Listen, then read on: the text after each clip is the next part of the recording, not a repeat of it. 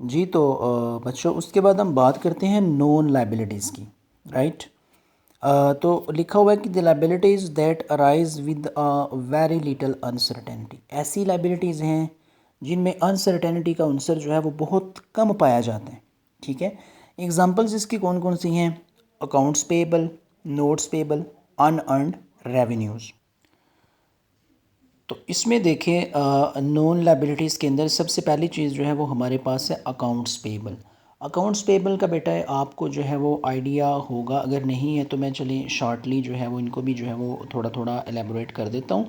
Accounts payable बेटा वो पैसे होते हैं जो हम किसी शख्स से जो है वो चीज़ कोई ख़रीदते हैं, हम उसको जो है वो एट द स्पॉट पेमेंट नहीं करते कैश के अंदर, बल्कि हम उससे जो है वो प्रॉमिस कर लेते हैं, हम उससे जो है वो एक नोट लिख के दे देते हैं, हम आपको फ्यूचर में जो है वो पेमेंट कर देंगे, उसको बोला जाता है अकाउंट्स पेबल।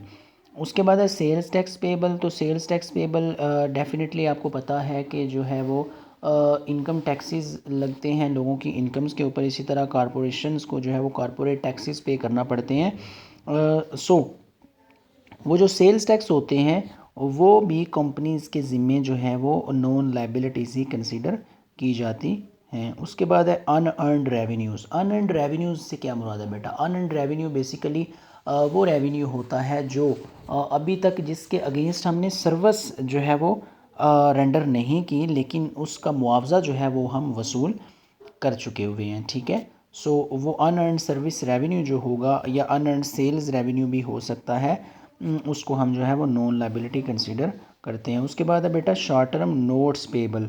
तो बेटा नोट्स पेबल जो है वो क्या चीज़ है? नोट पेबल क्या है?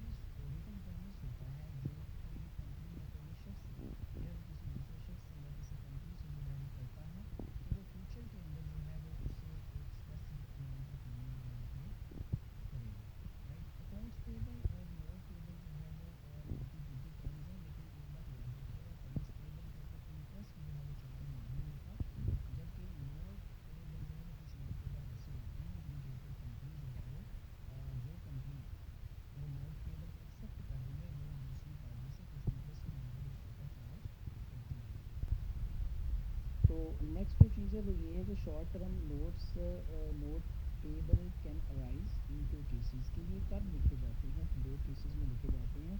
Note given to extend credit